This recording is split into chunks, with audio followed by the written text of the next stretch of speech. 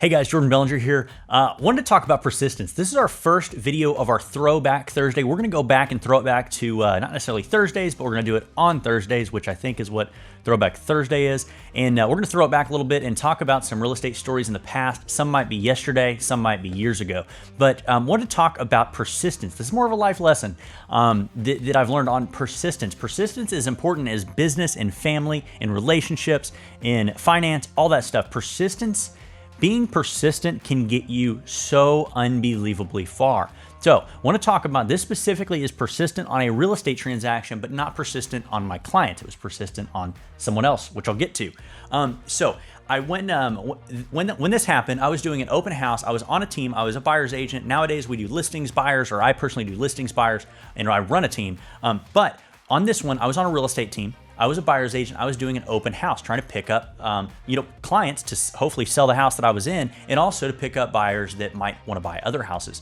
So unfortunately, the open house is dead. Fortunately though, the team leader said, hey, can I send you one of the lenders that we work with on the team to come shadow you, or not necessarily shadow you, but be a part of the open house, and maybe they pick up some leads too. Said 100%, absolutely, let's do it. So he sends he sends a lender. He comes to the open house. Open house is dead. There's nobody coming. There might have been one family coming in. And at this time, years ago, open houses were hot. You'd see dozens of people come in a house from time to time. And so when there's no one there, it's just like, what's happening? Nowadays, it's a little more normal. However, comes in, house is dead. I start talking to the lender, and he's like, yeah, we've been looking for a house for a while. Obviously, we end up talking real estate. I've been looking for a house for a while, and with me and my wife, and I just we can't find what we want, what we need. I was like, what do you need? And we start talking, and we talk price, we talk location, and he goes, we need a guest quarters. And he goes, we need a guest quarters because we're going to use it for da-da-da. He explained to me the whole setup that he was going to have in his guest quarters and why the guest quarter was so important in his purchase for a house, or in his house purchase. And so I was like, great. I said, well, let's take a look. I opened up my laptop, pull it up, did a little searching, filtered some things out, and then I clicked guest quarters. And I clicked guest quarters, and it narrows it down to 3 properties. And I said, yeah, there's a button there for guest quarters. He's like, what? He's like, we've been searching for a while, and no one ever told us that. I said, well, it's not on the buyer side, it's not on the client side, but every real estate agent in North Texas has a guest quarters button, literally. So if you need a guest quarters, call me, I'll find you one. But we clicked the guest quarters, 3 houses. I said, yeah, turn my laptop around. He flipped through them. He goes, this house right here is literally the perfect house for me and my wife. And the way this guest quarters is set up is exactly what we need. I was like, great, yeah, let me show you. This is how you find it, so you can show your real estate agent how to work guest quarters. And he goes, oh, no. If we buy this house, it's your deal. I'm like, sweet. So I'm like, when do you want to take a look at it? He said, let's take a look at it after the open house. I'm like, cool. So call the agent, get on the phone with the agent. She says, sorry, we're under contract. I'm like, what? She's like, yeah, I'm sorry. We literally just signed a contract. I'm like, no. And so I was like, all right, cool. Would you guys be interested in a backup offer? She says, yeah, absolutely. So I said, great. Can we look at the house today at 5 or whatever time it was? She said, yep, cool. And so we set up an appointment. We go look at the house at 5 or whatever. And we look at the house, and he's literally, I think he took pictures or video, or maybe he FaceTimed his wife because she was out of town. And he's like, this is literally the house that we need. This is exactly what we want. The style of the house was very specific and very fitting of what they were looking for. The location of the house was perfect. And the guest quarters was exactly like they needed it to be set up to use it in the way they wanted to use it. And so, anyway, so I'm like, cool, let's put in a backup offer. Typed up backup offer, sent it off, called the agent. Hey, sent you a backup offer. Are you familiar with backup offers? She's like, oh yeah, not really. Backup offers in North Texas, there's not a standard way to write them. And if you've never seen a backup offer before, it looks a little sketchy. It really does. It's not, but it looks that way. And if agents aren't familiar with it or have been trained in it, they don't understand why it's written the way it is. And so, but if you ask a broker or somebody that's been doing business for a while, everyone says this is the way you fill out a backup contract.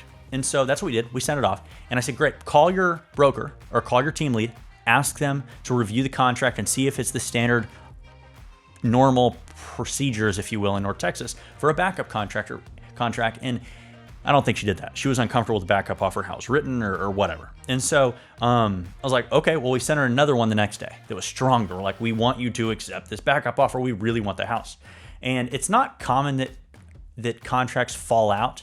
However, if they do, we might be able to capture it with a backup offer. So she wouldn't take the backup offer, but what I did do is I called her every single day at the same time until they accepted her contract. Call her, hey, this is Jordan Bellinger again. It's 10 a.m. and I'm calling to see how that contract's looking. If my clients didn't know I was being this persistent with you, they would kill me. This house is literally the perfect house for them. And she'd laugh, and especially after 2-3 days of this, she thought it was funny because, I mean, it was just one of those things. I'm like, I'm very persistent. I will fight to get the job done. And I called her, and about a few days in, she just thought it was funny because it was, hey, this is Jordan again. Yeah, I knew you were going to call. It was literally like 9:59, and I knew as soon as it turned 10, my phone's going to ring from you.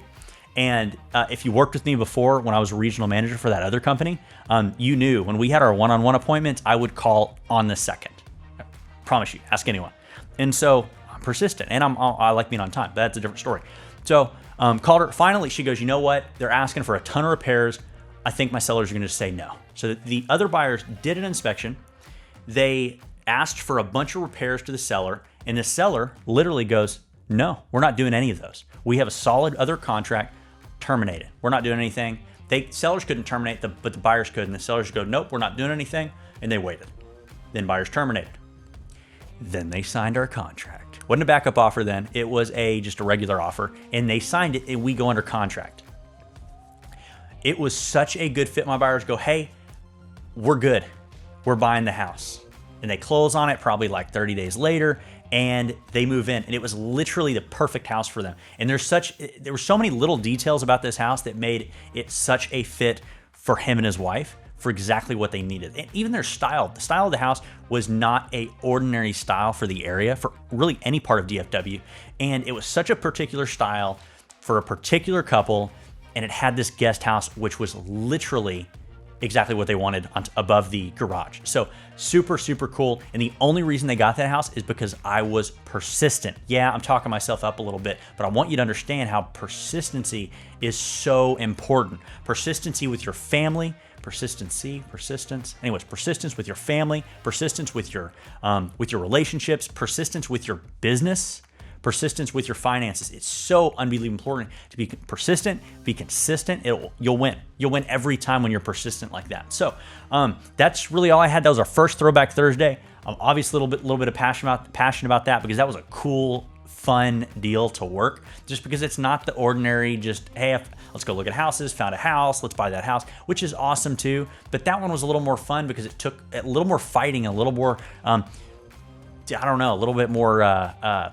I don't know what the word is. A little bit more creativity to get the job done is I guess the best way to put it. So that was our first Throwback Thursday from years ago. We're gonna get more of these out probably every Thursday for Throwback Thursday in our real estate. It might be a small story, might be a big story, but it'll be a cool story either way, and something hopefully that you can learn from, whether you're in real estate or you're just not. So anyways, that's all I have. If there's anything we can do for you, let us know. We're here to help. We are real estate professionals in North Texas. We are Bacon Bellinger Real Estate Group. My name at Coldwell Banker Apex. My name is Jordan Bellinger, and I will talk to you guys later. Bye.